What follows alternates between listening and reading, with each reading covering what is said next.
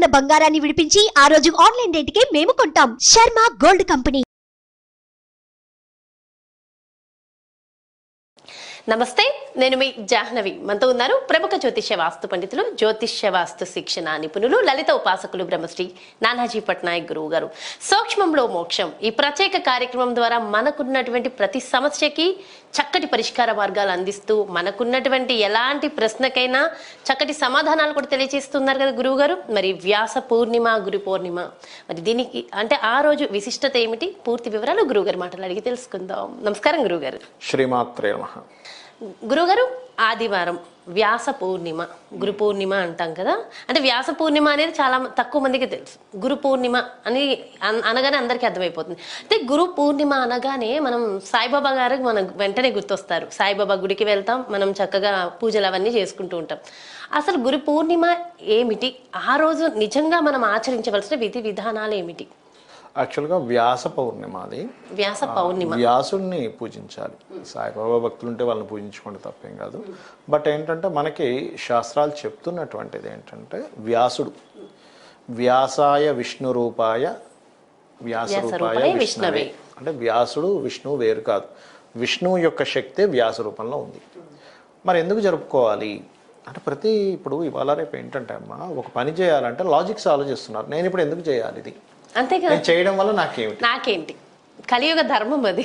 కలియుగ ధర్మం అయ్యో కలియుగ నాకేంటి అనుకునే ఆలోచన కలియుగంలో ఎక్కువగా ఉంటుంది. ధర్మం మాత్రం కలియుగ ధర్మం కాదు,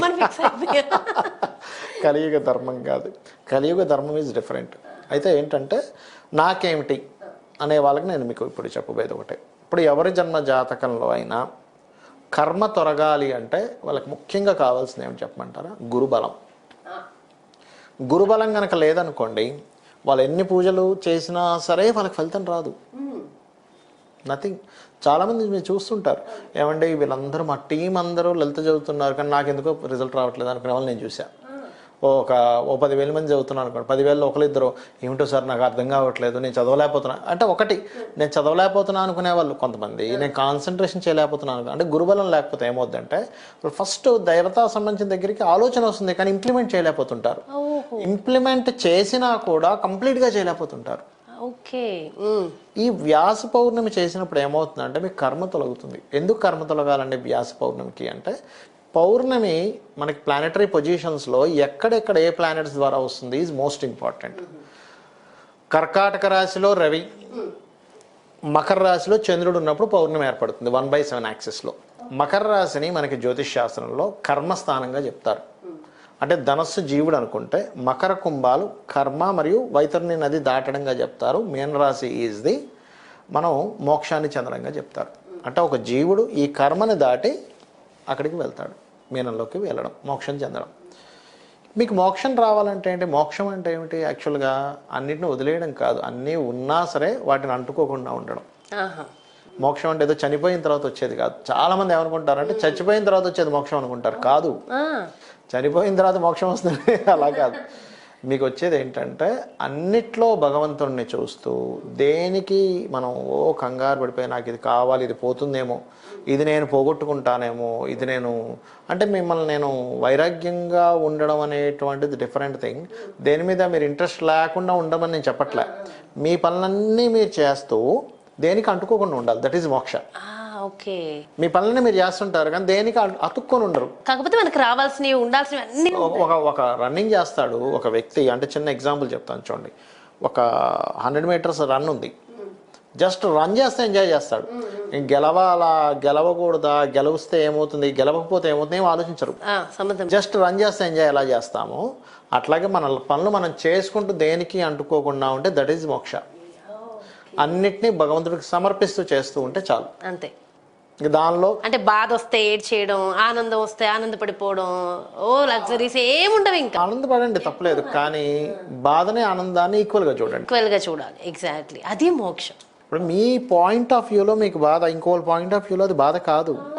ఇంతేనా, ఈ మాత్రానికే అని అడుగుతారుగా ప్రతి ఒక్కరు పక్కన వాళ్ళ సమస్య. ఒక డాక్టర్ ఇంజెక్షన్ ఇస్తున్నాడు, డాక్టర్ ఇంజెక్షన్ ఇస్తే డాక్టర్కి బాధ కాదు అది, కానీ పేషెంట్కి బాధ. కానీ డాక్టర్ పాయింట్ ఆఫ్ వ్యూ నుంచి మీకు నయం అవుతుందని తెలుసు. యాక్చువల్ ట్రూత్ ఏంటంటే మీకు అది హీల్ చేస్తుంది. ఎస్. జిమ్కి వెళ్తాము, జిమ్లో ఎక్సర్సైజ్ చేస్తే బాడీ పెయిన్స్ వస్తాయి. పెయిన్స్ అనేది బాధ అంటామా, మజిల్స్ గట్టిగా అవుతున్నాయి అంటావా? మసిల్స్ స్ట్రాంగ్ అవుతున్నాయి. బాధ అనుకుంటే ఎట్లా? అంతే. ఈ పెయిన్ పడితేనే మజిల్ స్ట్రాంగ్ అవుతుందనే పాయింట్ ఎంత ట్రూ, మనిషి లైఫ్లో పెయిన్ అనుభవిస్తేనే స్ట్రాంగ్ అవుతాడు. సో అది యాజ్ ఆస్ట్రాలజర్ మీరు పర్ఫెక్ట్గా చెప్పేస్తారు వాళ్ళు దాన్ని చూసి. ఎగ్జాక్ట్లీ. అయితే ఇక్కడ ఏంటంటే ఈ పౌర్ణమి ఎవరైతే చేస్తారో గురుబలం పెరుగుతుంది. కొంతమంది జాతకాల్లో గురుబలం లేనప్పుడు వాళ్ళు చాలా ఇబ్బందులు పడుతూ ఉంటారు, లక్ కలిసి రాదు, ఇట్లాంటివి అవుతూ ఉంటాయి. గురుబలానికి ఒక్క విషయం నేను చెప్పాలి, నేను ఎప్పుడు హ్యాపీగా ఫీల్ అయ్యే ఒక విషయం, ప్రతి గురువారం ఖచ్చితంగా మీ షూట్ ఉంటుంది నాకు. నిజంగా నేను ఎన్నిసార్లు ఎంత హ్యాపీ ఫీల్ అవుతా, ప్రతి గురువారం మీ షూట్ ఉంటుంది. నాకు ఇక్కడే గురుబలం వస్తుంది అని నేను చాలా హ్యాపీగా ఫీల్ అవుతా. ఎందుకంటే ఒక గురువుని ఖచ్చితంగా ఈ రోజు ఉంటుంది, నో డౌట్ అన్న ఒక ఫీల్. సో అంటే ఒక గురువుని మనం దర్శించడం అది కూడా ఒక ఫీలే కదా. ఇంకొక విషయం మీరు అలా చెప్పారు కాబట్టి చెప్తున్నా, in my chart my Jupiter is good position. నాకు నడుస్తుంది కూడా గురుదశ ఇప్పుడు. ఓహో, నాకు కూడా అనుకుంటా బహుశా గురు మహాదశ నడుస్తుంది. సో నా చార్ట్లో గురువు పొజిషన్ చాలా బాగుంది. గురువే నాకు యోగ కారకుడు కూడా అయ్యాడు నా జాతకానికి. సో అందుకని మేబీ అలా భగవంతుడు అలా డిజైన్ చేశాడు అనుకుంటున్నాను. అయితే ఇక్కడ ఏంటంటే అమ్మా, ఎవరికైనా ఇబ్బంది ఉంది, వ్యాస పౌర్ణమి రోజు వ్యాసుని పూజించాలి, విష్ణువుని ఆరాధించాలి. శివునికి చందనముతో గురుబలం రావడానికి బెస్ట్ వే ఏంటి అంటే చందనం ఉంటుంది చూసారా, చందనాన్ని వాటర్లో కలిపి గంధము కలిపి ఆ గంధముతో కనుక శివాభిషేకం చేస్తే,